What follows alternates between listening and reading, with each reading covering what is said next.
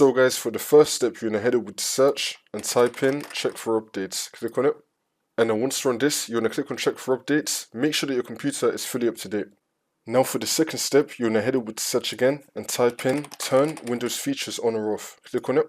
And then once you're on this, you want to enable everything that says Net Framework on it. So I've got two of them right here. I want to enable them both. If you have any more Net Frameworks, you want to enable that as well. Now you're going to click on OK. Wait for this to load. You now want to click on Let Windows Update download the files for you. So just make sure that you have Net Framework enabled. And now for the next step, you're going to head over to the link, which will be down below in the description, to download .NET Framework. We're going to be getting the latest version. So we're going to scroll down. Now at the time of this recording, 4.8.1 is the latest version for me. I'm going to be getting that one. You want to get the latest version. We're now going to scroll down and then get the web installer. This one right here, you're going to click on Runtime.